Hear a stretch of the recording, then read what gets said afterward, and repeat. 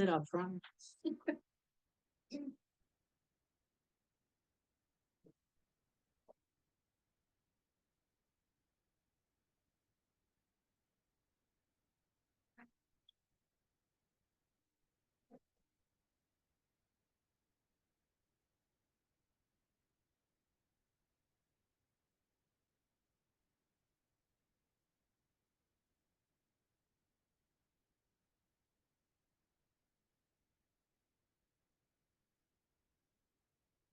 Where did you get this one? I think Lauren had that. I remember that on his porch. It remind me of my childhood.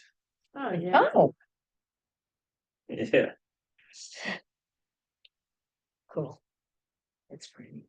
Yeah, it is. Please be seated.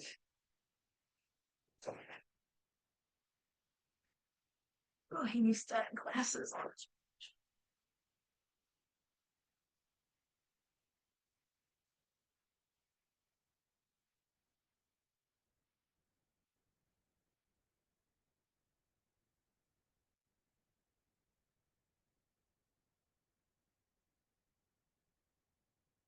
Is it on? Oh. I thought you turned it off by the, On here? no, I think the switch, I think Oh. Geshe turned it off. Okay. No, it's Switch.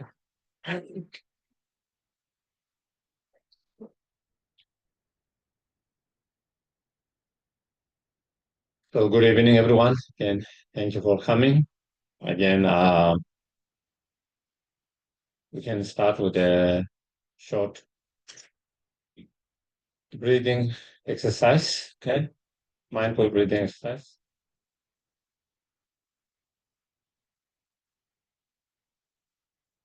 Make yourself comfortable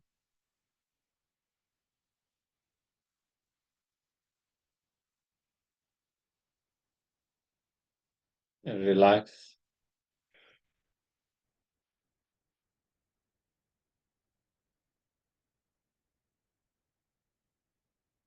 And feel the weight of your body on cushions.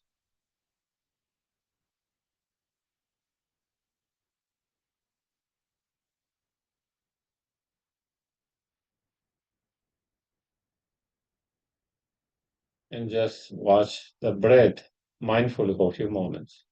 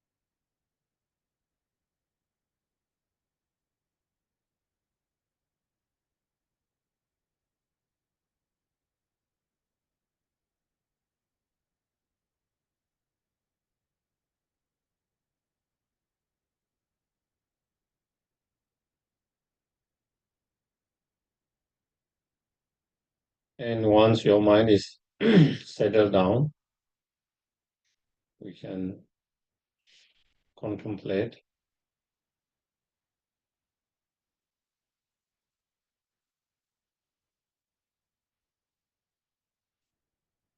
As long as we are not free from the control of the karma and the delusions,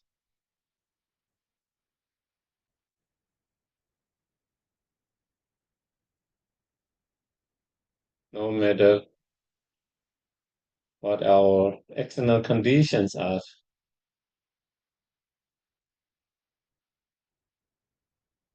no matter where we are, with whom we are,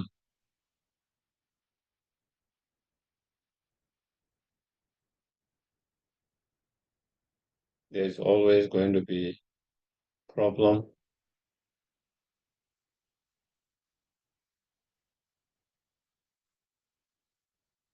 There's always going to be suffering.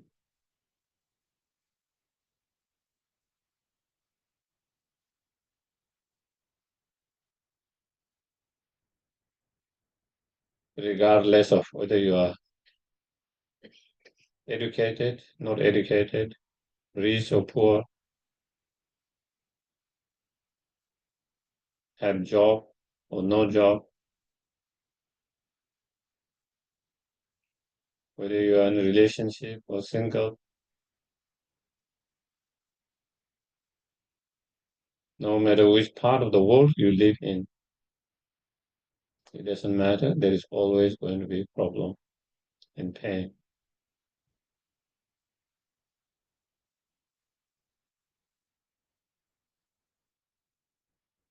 Until we are free from the control of the delusions and the karma.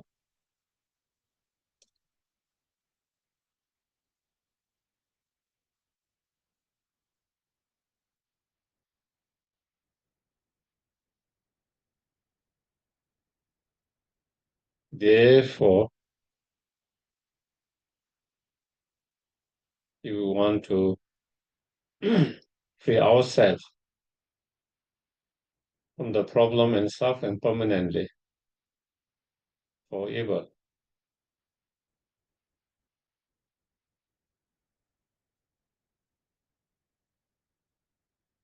then we need to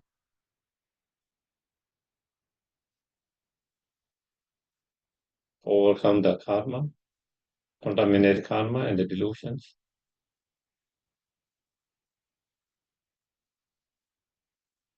especially those afflictive emotions.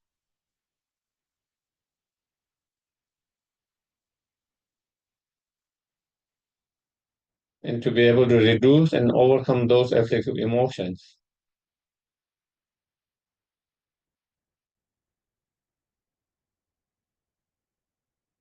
we need to cultivate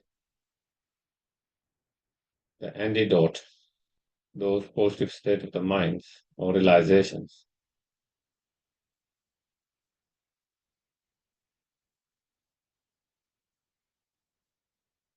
such as the wisdom realizing their emptiness.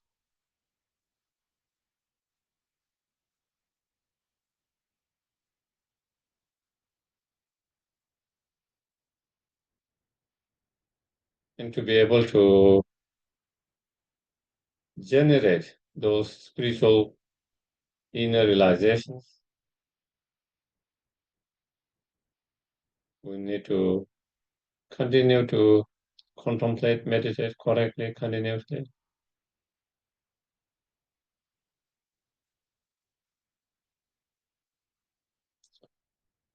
To do that, we need to be reminded of those practices all the time.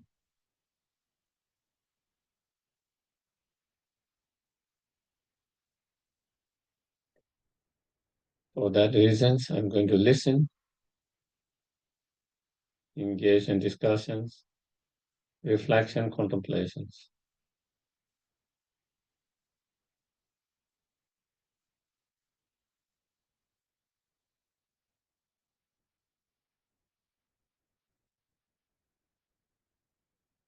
May our act of coming here together to listen and engage in discussions, reflection, contemplations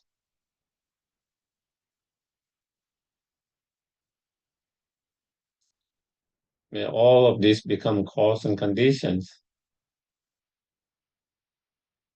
to achieve our highest potential, the fully awakened state.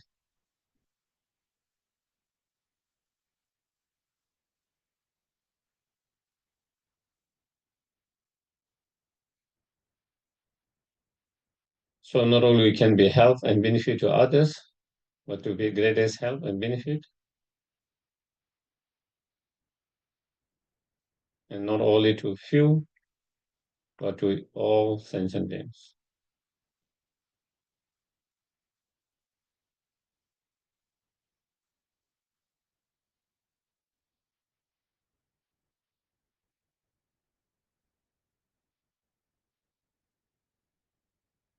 Sangye Shodan Soge Sonam La Changju Pado Dane Gyan Dage Jin Soge Be Sonam Ge Lola Benje Sangye Du Parash Sangye Shodan Soge Sonam La Changju Pado Dane Gyan Dage Jin Soge Be Sonam Ge Lola Benje Sangye Du Parash Sangye Shodan Soge Sonam Changju Pado Dane Dage Jin Soge Be Sonam Ge Lola Benje Sangye Du Parash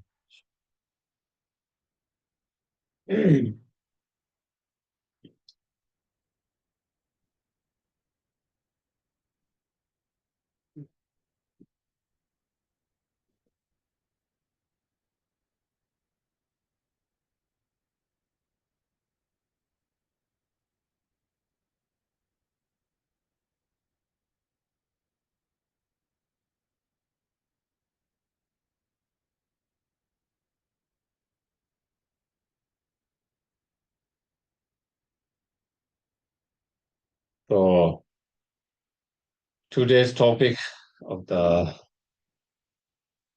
talk and discussions is the view, meditations, and actions or the conduct. So Buddha Shakyamuni gave, so many different teachings, practice,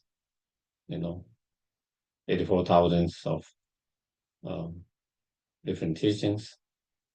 But if we kind of try to summarize or condense all those teachings, there are few different ways of condensing them or summarizing them, We can condense within the point of view of theory training will of the Dharma, or from the point of theory Pitaka or basket, or we can also summarize in the form of,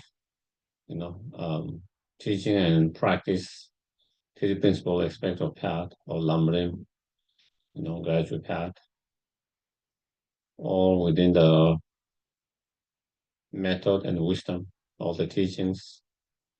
Here, we try to kind of condense all the teachings in the point of view of the view, the meditations.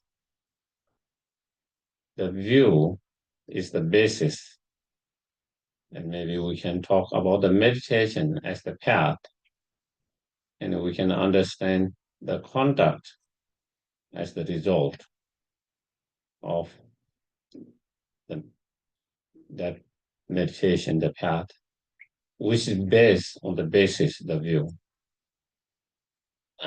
So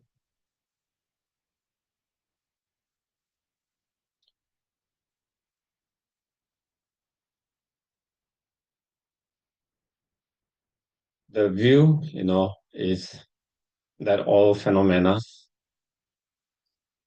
external, internal phenomena, everything that we see, everything that we hear, everything that we smell, everything we can taste, everything we can touch, everything that comes in our thoughts, mind, all those different objects, phenomena, from the biggest object to the most smallest objects. All the objects of physical matters to non-physical matters, such as consciousness. all those phenomena, the view is that also the nature of all these phenomena or the objects is dependent arisings or interdependent. That is the view that was taught by the Buddha. He discovered and he showed us, saying, that is what he discovered and that is what he see, how every object is interdependent, interconnected, interrelated, dependent arising, how nothing can exist independently by itself without depending on other cause, conditions, other factors. There's nothing from the very most biggest objects, the galaxy, to one of the most subtle objects on the atoms and all others. They all are dependent arisings.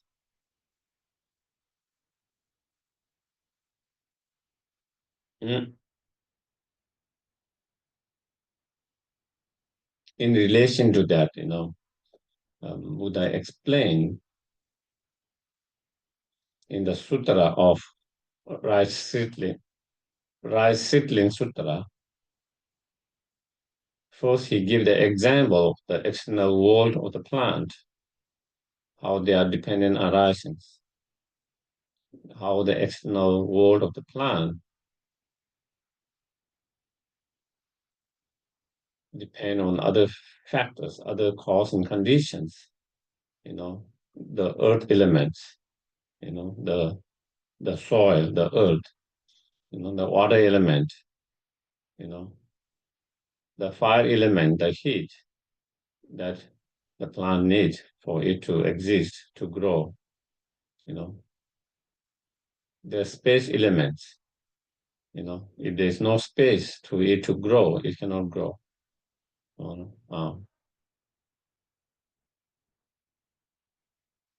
The wind or air elements, and then Buddha also talked about season elements. So again, certain plants, they have to depend on certain seasons, So due to all these cause and condition, and of course the seed, by depending on all these cause condition, the plant come into existence and grow and come into existence. If you take away those cause and condition, the plant cannot grow and come into existence. Without depending on those cause and condition, it cannot come into existence and grow by itself, independently. And this is something that we can observe. That is something we can understand by our observations in our plant world, in your garden,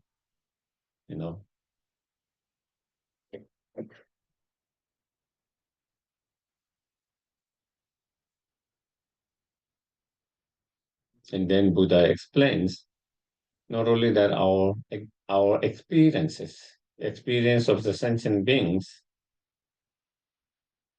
pleasant experience, unpleasant experience, whatever experience or neutral experience,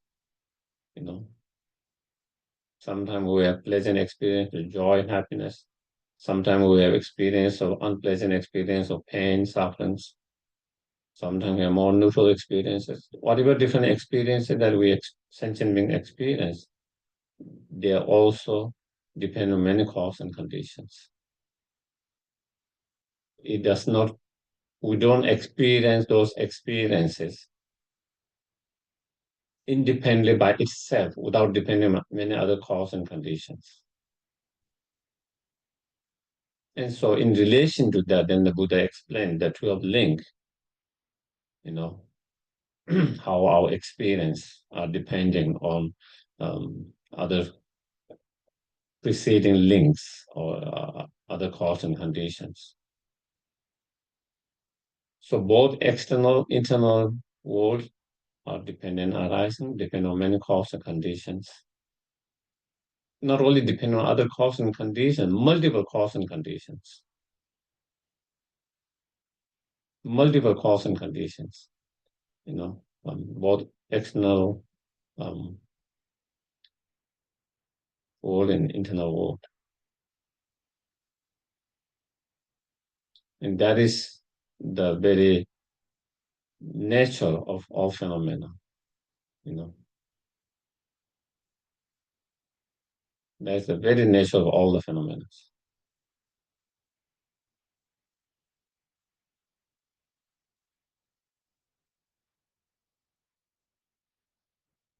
In a way, if we contemplate and reflect on that, then in a way, in one phenomena, the whole world exists in that.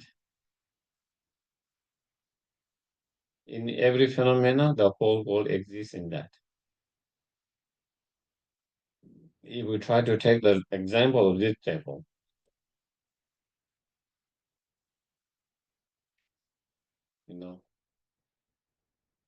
you can see the whole world in this table. This table is produced by depending on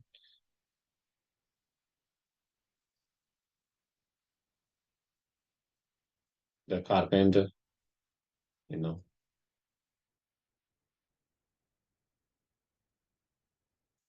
by depending on the carpenter or whoever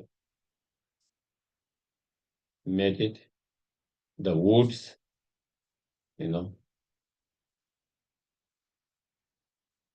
all other materials that you need to, the nail, whatever kind of nail you use is other tools that you need to fix it, to cut it, and to nail it, and all these tools are again made by other beings, and which are made from different raw materials and which come from different places, and the wood itself come from forest, somewhere from the forest, and then there is forest because there is the rain, because there is the light, the sun, the rain, the clouds, different animal, insects that keep the forest alive, different kind of plants that support each others. So when you look then, in this table, everything's in here. The sun is here, the clouds is here, the rain is here, the carpenter is here, all this. So in a way, the whole world is in this table. You can see that. In every object, just like this table, in every object, the whole world is in that object.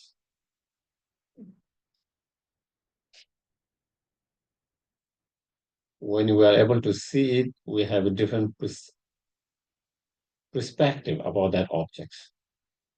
When we see it as independent, and we have very different perspective, and we have different way of interacting with that.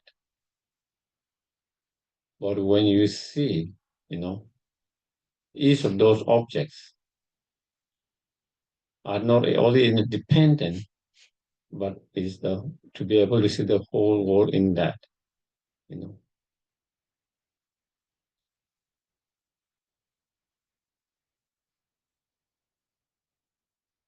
You have different view, you have different perception, you have different way of relating with that, So that is dependent arisings. And again, if we go even further, each of those, we all are made out of, our aggregates of body and the mind, all sentient beings. We human sentient beings, and our body is made of, certain atoms.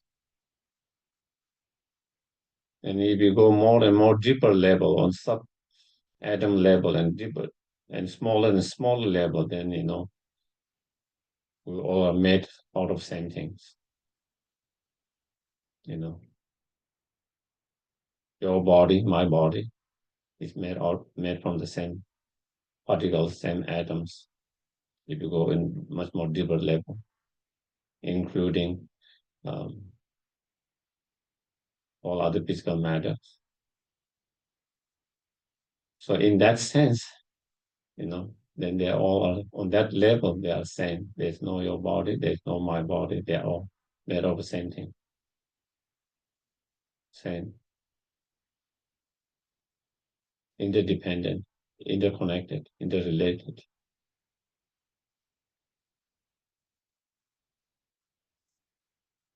Interbeings,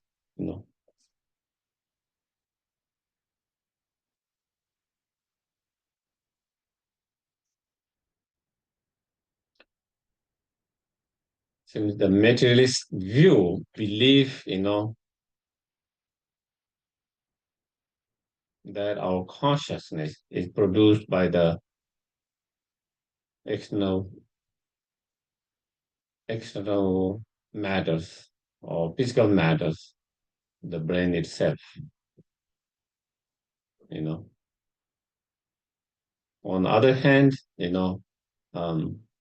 mind-only schools believe the physical world that we experience, we see, is produced by the mind.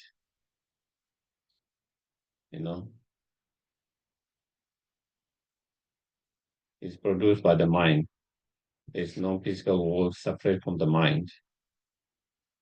On the other hand, the materialistic view is that there's no separate consciousness from the brain or brain's wave or whatever they call it, produced by that. But the Nagarjuna Madhyamika view, the middle way school view, the final view or the thought of the Buddha is that they both are mutually dependent arisings. Mutually dependent arising. And that's why interdependent, interconnected, interrelated, in a sense, there's no objects if there's no subjects. There's no subject if there's no objects.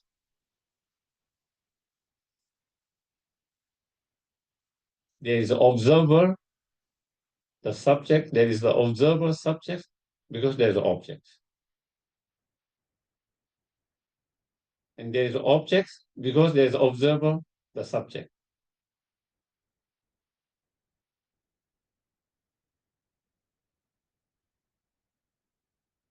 So it is very, the materialistic view or belief is, is not mutually dependent arisings. It is the consciousness is produced by the matter, the brain's wave. On the other hand, the middle way, the mind-only schools is again there's no external physical world. It's all produced by. So they don't talk about mutually dependent arisings, even though they might talk about dependent arisings. But in Nagarjuna, mutually dependent arisings.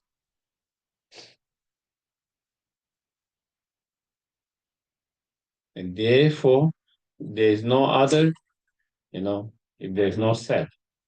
There's no self if there's no others. They are mutually dependent arisings. There is no there if there's no here. There's no here if there's no there. There's no small if there's no big. There's no big if there's no small.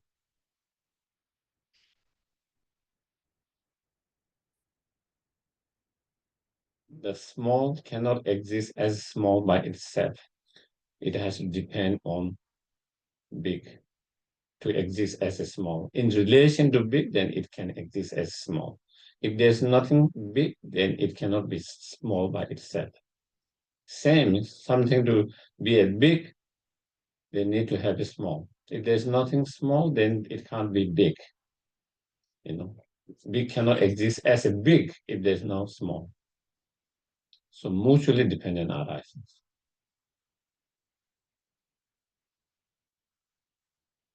There is no nirvana if there's no suffering, samsara, and there's no samsara if there's no nirvana. They are mutually dependent arisings.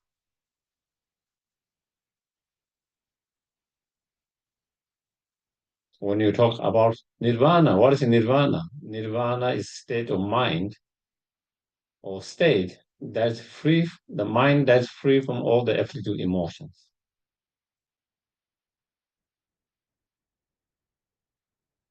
To have a state that's free from afflictive emotions, it means there is a state when it is not free from afflictive emotions, and then through practice, then it is reach a point where it's free from afflictive emotion. Therefore, we can describe that.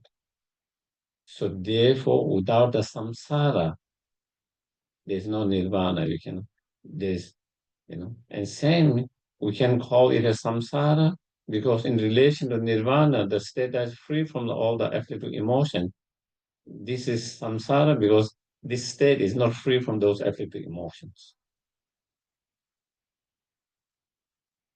So samsara and nirvana, mutually dependent arisings. Enlightened, unenlightened beings are mutually dependent arisings. So everything is mutually dependent arising. That's the view.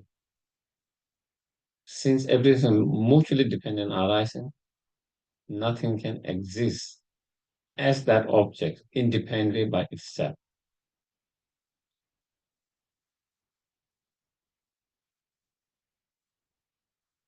Hmm?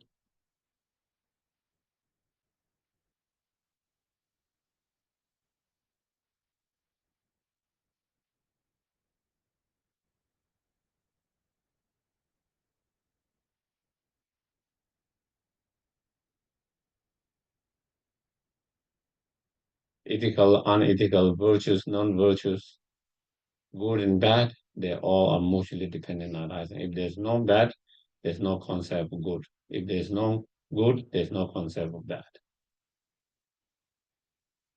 In relation to good, then there's concept of bad. In relation to bad, there's concept of good. In relation to something ethical, then there's concept of unethical. In relation to something unethical, there's concept of ethical. If there's no concept of ethical, then there's no concept of unethical. Vice versa. Virtues, non-virtues.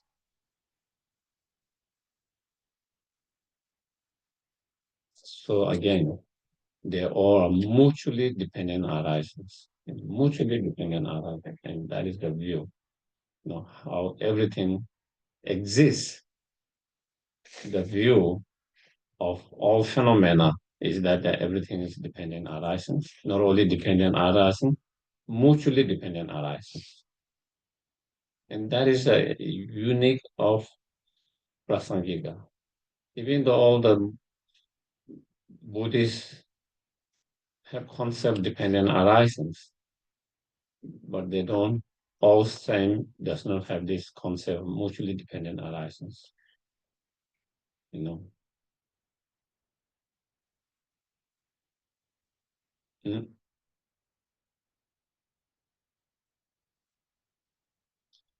There's a concept dependent arising in a sense that cause and condition lead to that result. That, all the Buddhists accept that. All the Buddhists have that understanding of that, certain cause and conditions, such as plant or our experience. When certain cause and condition come, then it lead to certain result. That result is dependent on those cause and conditions. The cause and conditions, the result is dependent on that cause and conditions.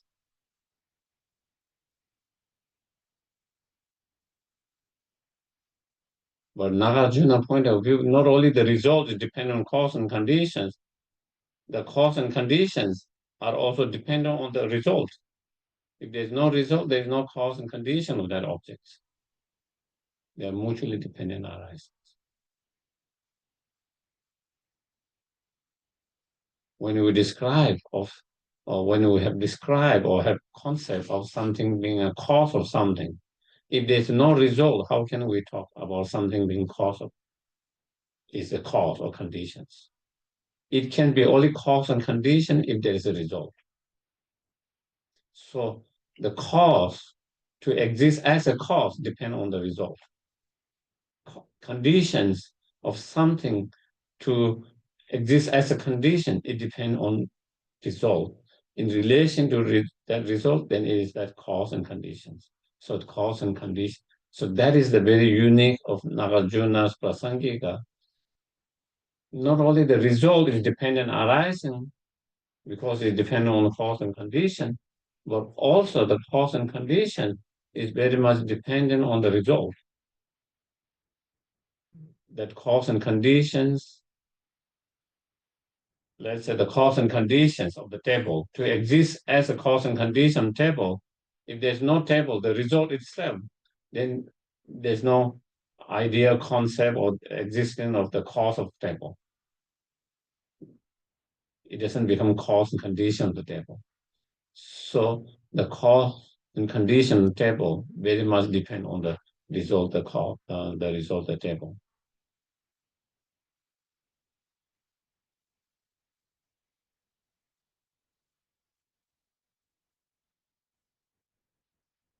Mm. And that kind of mutually dependent arising, which, Nagarjuna and Prasangika there, where they, all, all conditions are like, all the phenomena are that mutually dependent arise on each others, so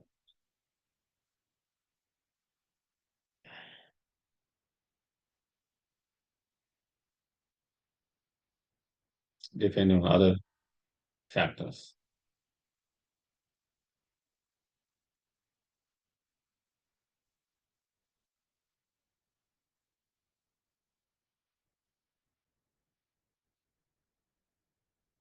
If something exists independently by itself, without depending on other factors, cause, condition factors, then there should be, whether there's other factor or not, whether there's condition or it should be always that.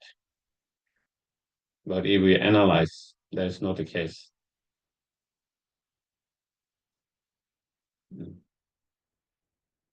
The table cannot exist as a table without depending on many other factors and cause and conditions. So the table cannot exist as a table independently by itself without depending on cause conditions. Our act, let's say our act of moving our feet, moving our feet, the act of our moving our feet. Is that act coming or going by itself?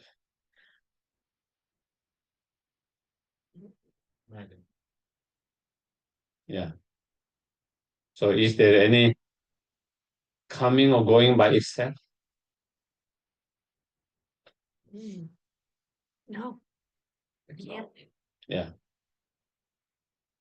So the act of moving our feet is neither coming or going. It depends on many other conditions, whether it's coming or going, depending on other factors, whether you are looking from this side of this side, or whether you are looking from that side.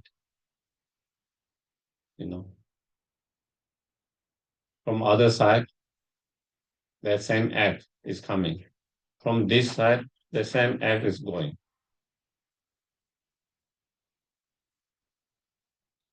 But the act itself is neither coming or going.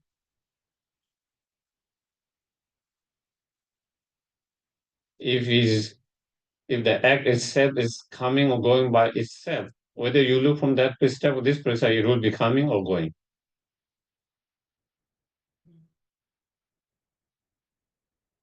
What do you think? If there is an act of coming or going by itself, from its own side as a coming and going, then it should be coming. If it's coming, whether you look from that side, this side, right, left, it should be coming. If it's going, it's going, whether you look from front or back or side or right or left. But that is not the case. But the problem with us in our everyday life is when I see that, then I see, oh, he's coming from his own side. It never come in my mind, oh, it's coming because I'm looking from this side, or he's going because I'm looking from that side. There's sense of grasping that he's coming from his own side, or he's going by himself. And so therefore, that is why you find expression in sutras and meditation, there's no coming and going. In emptiness, there's no coming and going. Because there's no coming and going by itself. There's only coming and going by depending on many other conditions and factors, only in relative,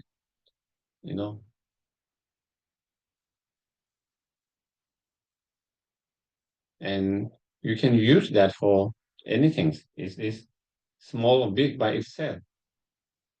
It's neither small or big by itself. It is big in relation to this, compared to this. It is small compared to the large cup. But by itself, is it small or big? It's neither small or big. Small or big cannot exist. As small cannot exist as small by itself. Big cannot exist as big by itself, independently. If it exists as a small or big by itself, it should be always small regardless, or it should be always big. Right. But it can be big or small in relation in compared to other factors, in other things. And that will be same if you apply that, then, even dying and rebirth. When the consciousness leaves a human body, okay, when the consciousness separate from the human body or leave the human body, is that death or birth?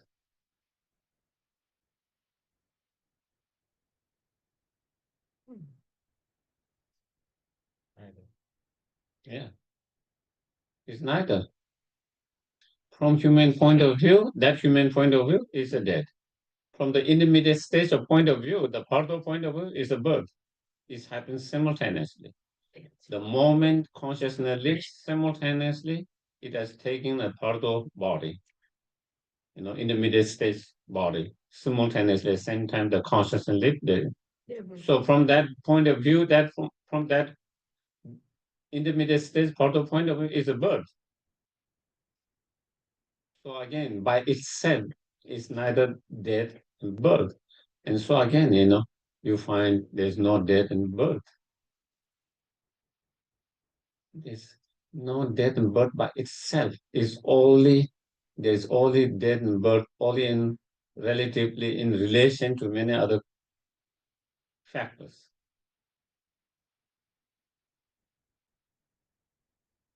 So, yeah. Although of course I don't remember it, the way that I'm trying to understand this is that at the moment of what relatively speaking would be death, actually what's going on is just a moment of consciousness that begets another moment of consciousness because of I'm getting confused. Okay. Is it, in other words, it's simultaneous. Yeah, the moment the person die and the Mhm. moment the parto exists is simultaneous. They give you examples of scale, Mhm. the old scale, when you put something and that scale go up simultaneously. When you put what you call the weight Right. in the one part of scale, simultaneously go up. Mhm. It's not like first it is go and then it goes later slowly. It goes simultaneously, and that is similar. The moment your consciousness, any sentient being live, that very moment simultaneously, new exist in a part of is Right. the part of beings is rebirth. Yeah. Yeah, and So from what I'm saying, from part of point of view, part of being point of view is a rebirth. From that human being point of view is a death. But the act of consciousness being separated from that body is neither death or birth by itself.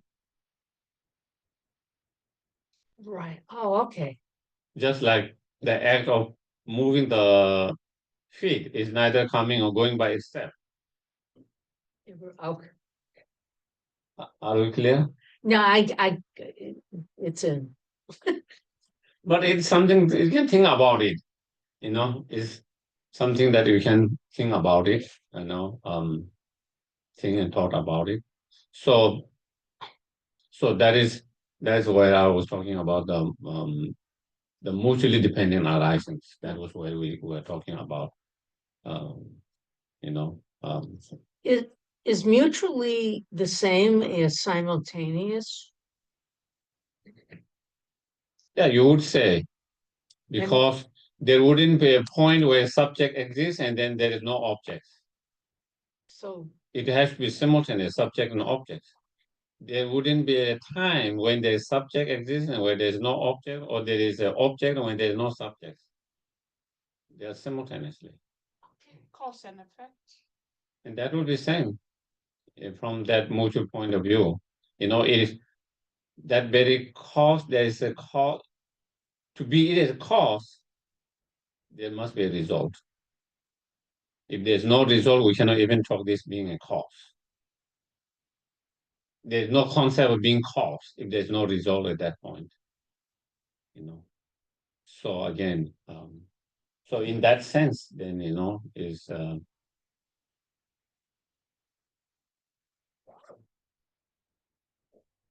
as I mentioned, like in other school of thoughts, mind only school of thought. First, there is the consciousness, and then in your consciousness there is an imprint, and then through that imprint, then there is the external physical objects that is produced by the imprint that the mind perceives. So it's not simultaneous, it comes. And I think that will be same in a materialistic view. First there is the brain, or the atom and brain, and then from then the brain wave or activities comes, and then maybe they might say that is the consciousness and is produced. But in a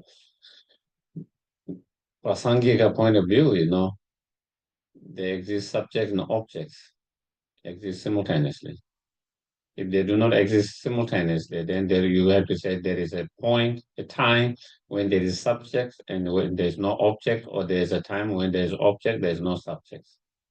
And if you say there is an off time, even the time is very short, there is an object where there are no subjects, then how can that be an object if there's no subjects? It cannot be objects if there's no subjects in that moment. If you say there is a moment when there was object and then there was no subjects that observe or perceive that object, then at that moment, that is not object. It cannot be objects because there is no subject that perceive or observe that. And same way, if we say there is a time when there is a subject, observer, and where there is no object, again, it cannot be observer subject if there's no object in that moment. So in that, it simultaneously exists, you know. Mm.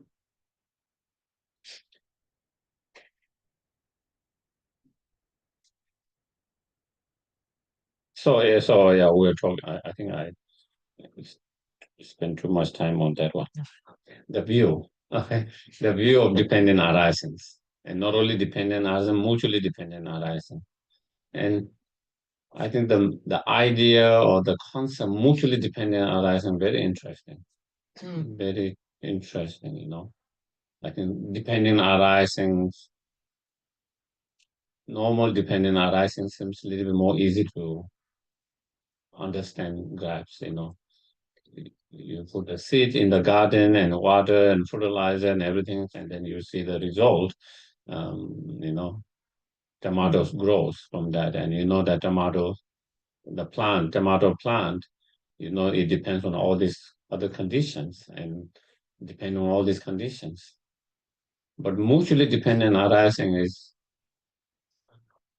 you have to really think, you have to really contemplate, you know. Um,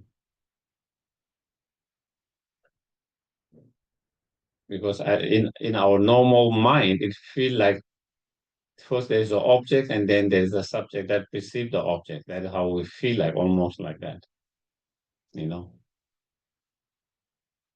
You know, it's hard to see mutually dependent arising at the same time. You know, first we think like this table is produced by the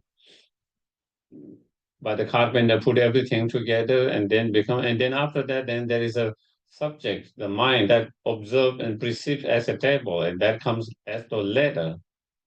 But again, you know, if there is no subject, the observer, the mind, it as a table, it is no table before that. There is no table before that.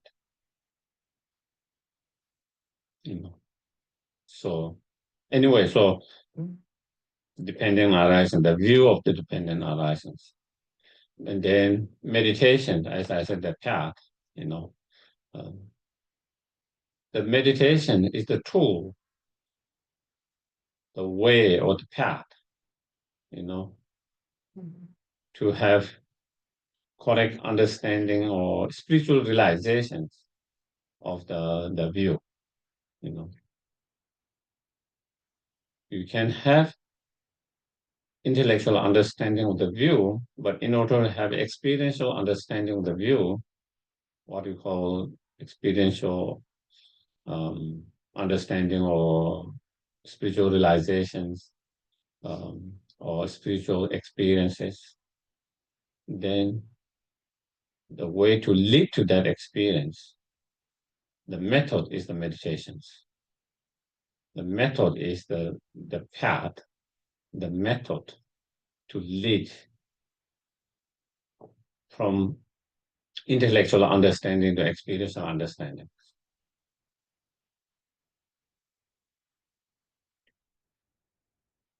And so, of course, then when we talk about the meditations, then of course there are many different kind of meditations. You know, non-analytical placement meditations of the shamatha. You know, analytical meditations. You know, contemplative meditations, such as meditation, loving kindness, compassion, bodhicitta. You know, those are more contemplative meditations. You know, shamatha meditations is non-contemplative, non-analytical meditations. And then we have other meditations, such as meditation on sadness or emptiness is more analytical meditations. You know, also meditation on patience and many other subjects, you know, more analytical meditations. And then we also have meditations, especially in Vajrayana, that use the visualizations, image, mantras as tools for meditations. So again, there are many different type of meditation. But if we kind of summarize it, then mostly two meditation, non-analytical meditations, placement meditation, and analytical meditations. So what is breathing meditation? Yeah, the It breathing helps. meditation is a part of non-analytical, shamatha meditations. Part of that is yeah, breathing meditations to improve your mindfulness. Your mindfulness, your awareness. And in improving your mindfulness, introspections. Those are the main tool to develop shamatha. In order to develop shamatha, then you need to have a very strong mindfulness and strong introspection or alertness. And when we watch the breath, is to improve those tools. Being the mindful. And again, there are four kind of mindful meditations, and breathing is part of one of the first mindful meditation of the body. The mindful meditation on the body, mindful meditation on feeling, mindful meditation on mind, mindful meditation on the phenomena. There are four four different mindful meditations. And within the meditation of body mindfulness, then there are many meditation within that sections. Watching the breath is one of them. Scanning your body is one of them. And then in certain meditations, scanning and then being aware of the impurity of your bodies. All the garbage that is inside. That we go through. That is part of that again. Bodily mindfulness meditations. And then also there are other meditation that is part of that is, imagining your skeletons, to let go of the attachments to your bodies. The 4 elements meditation. Fire, wind.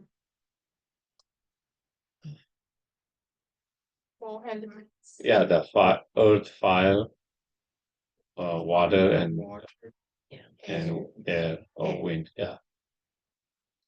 So the breathing meditation part of the bodily mindful meditation, and is part of the meditation on, part of, you can say, shamatha meditations, to improve that. Yeah. What's the next step of you got your emptiness? You can stop your thinking thoughts, and you got the emptiness, mindfulness here. Then what is the next step? Well, we don't say that emptiness. Of course, some people think meditation emptying your mind. I think there's these misconceptions. If you empty your mind, then There is nothing. if you empty your mind, our mind is the most precious we have. And then when you empty that, then how are you going to use it? So it's not emptying the mind. Of course, in such meditations, shamatha meditation or part of meditation that is related to shamatha, the whole thing, you try to dissolve all other thoughts except and just being focused on whatever object you are trying to focus. It could be breath, it could be image of Buddha, it could be nature of your mind, or whatever object it could be. your mind is totally focused on that object, and no other thoughts, you are through meditation, you dissolve that.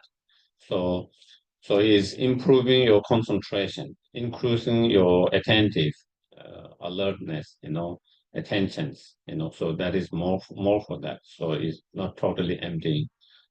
Yes, And I then got that you got that stillness. What's the next step? yeah, in breathing, at the very beginning, you can focus on the breathing, I'm breathing in, I'm breathing out, and being mindful and aware of that. And then slowly, you just focus on the sensations, on your nostril, not even now, you don't focus more on breathing in and out, but just focus on the nostril, Touch. by the nostril, the touch, where you Sensation. breathe in sensation, and then you go beyond that, and then you started to be more aware of your physical sensation, while you are aware of that at the same time, maybe physically sometime Scanning the body. you are feeling, kind of pain or tightness or warm or cold or whatever sensation, physical sensations that you might be feeling. So you are expanding your mindful and awareness from breath to others, and then scanning, and then slowly thoughts, different feeling, thought. And so that is how you expand your mindful and awareness to more and more, starting with breath, and then you start to expand not only to your body, the breath, your body, bodily sensation. Now you start to expand towards different feeling, different thought that might arise, and all of that. So it is through that then you are improving, increasing more your ability to be mindful of more uh, objects and being more aware of all of them at the same time. But in our meditations, that is only to develop more um, concentrated mind or shamatha. And then you use the shamatha or concentrated mind to do a deep analysis on the nature of yourself, emptiness, you know. And so, and that is what we use. And that is the most important, to have understanding or realizations of the true nature of yourself, true nature of your mind, yourself, and phenomena. And because that is the actual antidote to destroy the ignorance and the delusions. Yeah. So, yeah, in terms of meditation, meditations, we're talking about meditation in Tibetan, the word gom. And gom means, of course, we translate the meditation. It also means familiarity, being familiar and accustomed. It's something you repeat again and again, and now you are very familiar with that. You are very accustomed with that. You have been very, and that is what the meditation is, you repeat the same kind of exercise, mental exercise, repeating again and again. And when you repeat it again and again over the time, you become very familiar and accustomed with that. And when you become very familiar and accustomed with that, then you started to have those awareness more often. At the moment, we have awareness when we meditate. When we don't meditate, we don't have that awareness. And then as you repeat that, and as you become more and more, and then that awareness become more and more frequent, and require less and less effort. And slowly then you reach a point where it is effortless, whether it's a loving kindness, whether it's compassion, whether it's a bodhisattva mind, whether it's a realization or impermanent nature of the objects or things, whether it's the emptiness, and the ultimate nature of the things. Even when you are not consciously meditating, you have that awareness, um, effortlessly, spontaneously, just like at the moment we have with our attachments. We don't have to put any effort. Do we need to put effort to have attachments? No. Maybe you might. I don't need any effort to meditate. It's spontaneous. You meet the objects, attachment just comes. Desire just arises naturally, spontaneously, effortlessly, because we are so accustomed to that, because we are so familiar with that, that mind. We are so familiar with that mind. We are so accustomed to that. We have so much strong imprint of that. So then it just comes naturally. Whereas on others, we don't have so strong imprint because we haven't repeated that exercise, that meditation again and again, And so we are not used to that. We are not used to that. We are not accustomed to that. We are not habituated to in thinking in that way or seeing things in that way. So then you need a lot of effort at the very beginning to make your mind habituated to that way of looking at things, that seeing that way, with that meditations, repeating again and again, accustomed, and then slowly is that it requires less and less effort. And slowly then you reach a point where effortlessly, and that is where when you have that understanding or awareness, spontaneous without any effort, that is what we call spiritual realizations. When you reach that point, in Tibetan we call tokpa or nyamto, and that realizations is that something that you have meditated, contemplated and so many times, and you have become so familiar, and it doesn't require so much effort or no effort. And same with our physical, also when you're training something physical, you do certain way. When you are not used to it, probably at the very beginning, you forget sometime and you have to remind yourself to do that way.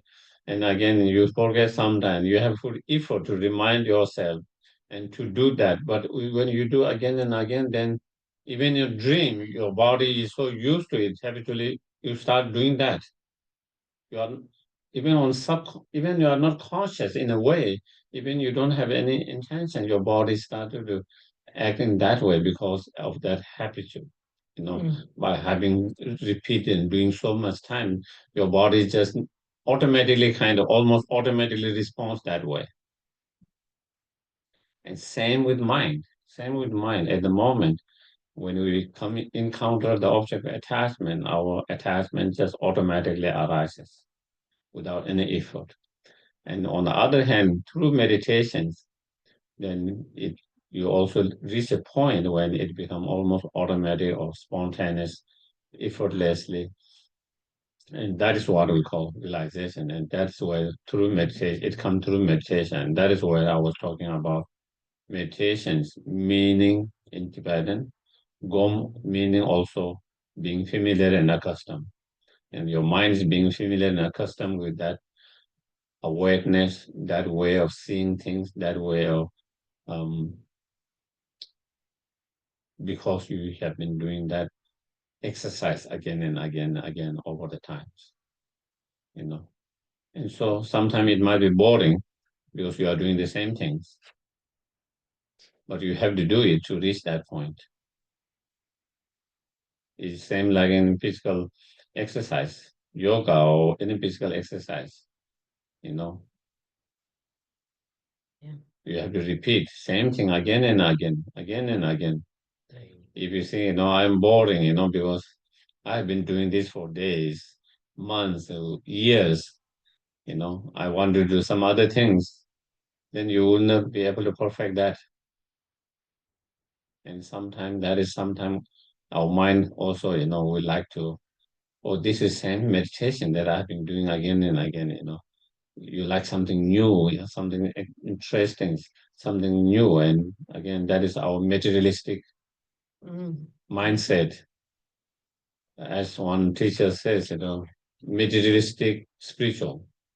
Even in spiritual, then we come with this materialistic view, new and something new all the time, looking for something new all the time, But the point is true that if you want to have realizations, which is effortless, spontaneous, to reach that, you need a lot of effort at the very beginning. And that means repeating the same practice, same meditation again and again and again. So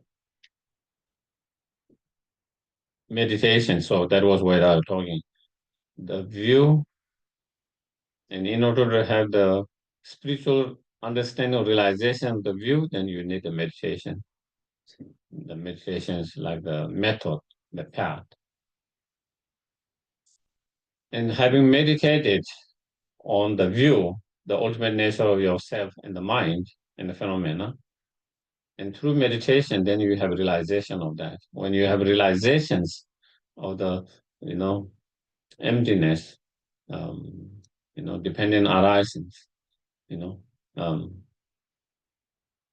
when you have that realizations, spiritual experience or realizations, then your contact, your actions, your contact become more kind, compassionate. Right. More kind, compassionate. Due to that understanding, realizations, you have less grasping, self-grasping ignorance. When you have less self-grasping ignorance, you have less selfish attitude. And when there's less selfish attitude, then you have more kind, compassionate, loving kindness. The reason we're at the moment why we have difficult of cultivating true loving kindness, compassion, both to the mind is because of our selfish attitude, self-centeredness, because that is the main obstacles. And less selfish attitude, more easier to feel love and compassion for others. And so in one of the sutra, Buddha described the emptiness as being the womb, like the womb of the mother, and the compassion as being like a child that comes from the womb. The child that's giving birth from the mother's womb. Similarly, the compassions, arising from the womb of the realizations of emptiness, dependent arisings, And so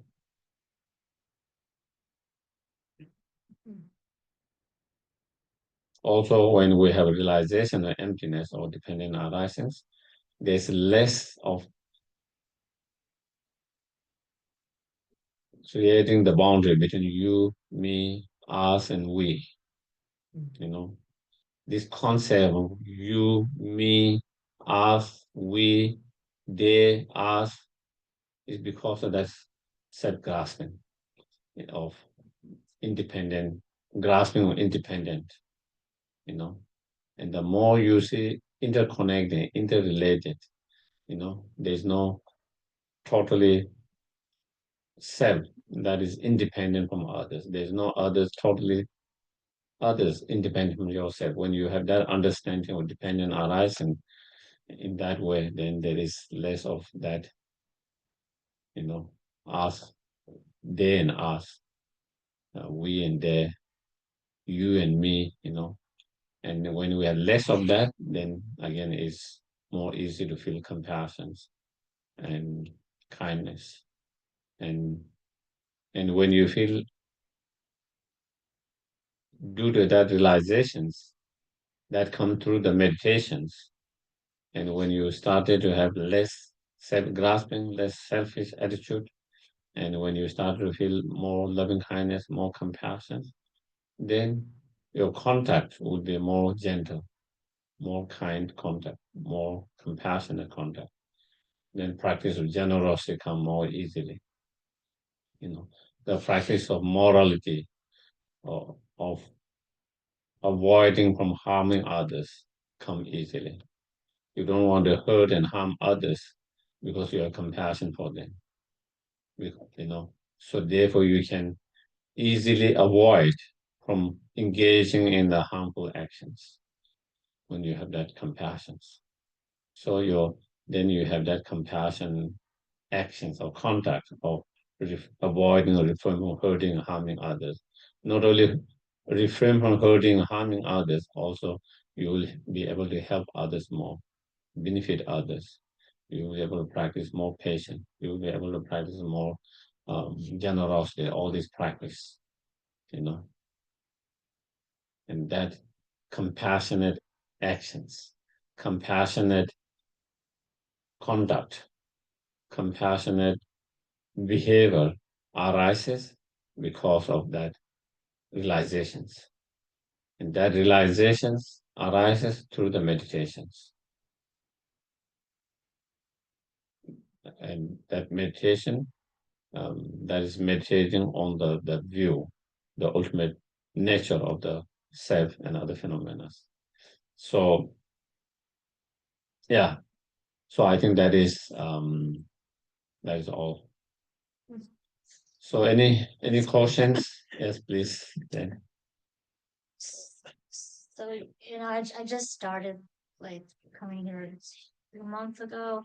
So I'm wondering what is the correct way to meditate? Like you explained how you progress from just focusing on your breath and then your physical feelings and then until, realization.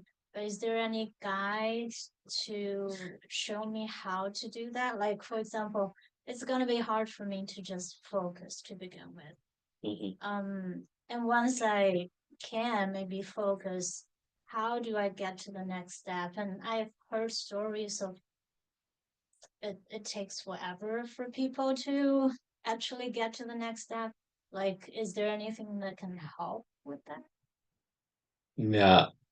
Well, I think it depends on individuals. Some people might make more progress more quickly than others, like in everything, um, depending on our imprint and depending on how much effort we put and so forth. I don't know whether there's a guided meditation here. Do you have guided meditation sometime? When? We have before, but currently we're not doing a meditation class per se. Yeah, we don't have But- one right now. The Venerable, I mean, on Sunday's class, when we're doing that, we have 2 meditations. Yeah, she does discover Buddhism. Mhm. So they do. So again, one thing is as you start meditating, of course, also that's as I mean, that's only one meditation. It depends on where you want to focus. Meditation on loving kindness, compassion, not just watching the breath. It's a different meditation. If you want to develop more loving kindness, compassion, bodhicitta mind, then it's a more contemplative meditation. That means you contemplate. You you you think of other sentient beings, pain and sufferings, and you feel their pain and sufferings, and when you feel your other pain and suffering, almost like your own pain and suffering, unbearable, then you try to develop the wish to the wish to see them free from the suffering and cause of suffering, and that you yourself wanting to do something to free them from suffering, cause of suffering. So that kind of meditations is kind of meditation on compassion, So therefore, and meditation on emptiness is again it's different, you do different analysis. So again, I think, first maybe you might want to think about what particular meditation you might want to focus on, and on the basis of that, then maybe especially here you have teachers on weekly basis, or long time. So then you can get their guidance. You can start doing meditations, whether you do the breathing or other meditations. And then and you can try to get their guidance. After some time, um, if you have some cautions or doubt, then you can ask them and share your experience and how it's going. And if you need more guidance, they can help. And whether you need to continue to just do on that, or they might help you to lead to the next step, where you need to move. So I think that would be, at least here you have a teachers, resident teachers, so you can get their help in that way. Because, yeah, Sorry. yeah. So is there like a book? So for example, you mentioned different types of meditations, and I guess I would like to know what types are there. So is there like a book or something I can refer to? There's a book, How to Meditate. Yeah, we have it Oh, okay. Kathleen McDonald. down, Yeah. and she's written another piece. So there is that one. Also part of discovering Buddhism, there is I guess one module on how to meditate. So again, yeah. And so in those, they will give you different meditations, and then you can see. And yeah. Thank you. Any others?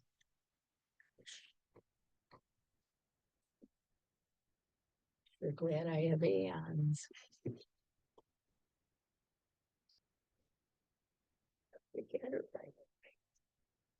Yeah, if there's question, I can take. If not, then we can do a short dedications.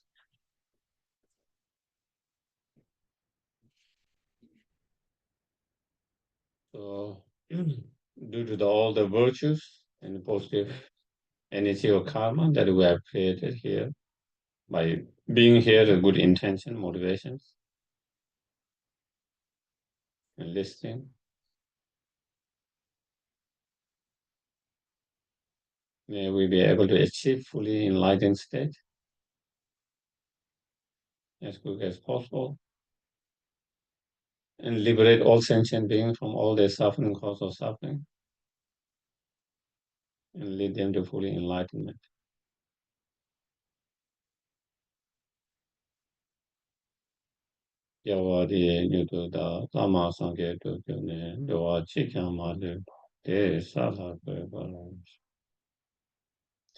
We also dedicate for oneself and all sentient beings to able to actualize the Bodhicitta mind and wisdom realizing emptiness within our mind streams and all sentient beings, and those who have already actualized, not to diminish but increase more and more.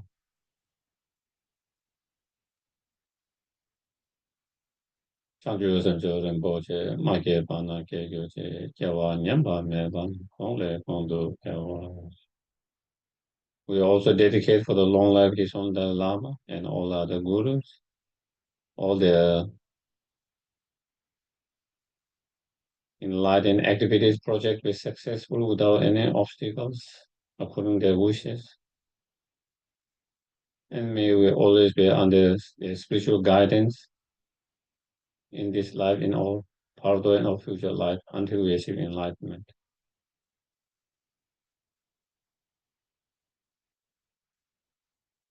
And may we always please them by applying their advice and teachings in our everyday life.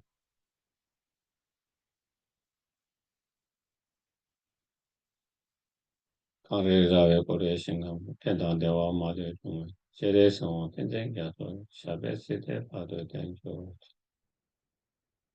may all holy beings such as Geshe Lama Zopa Rinpoche and all others who have passed away in recent time. May the reincarnation return swiftly to continue to guide the sentient beings in the samsara. To do something, some kind of way, they don't pay. So don't go ahead. That's all the jail going to new change.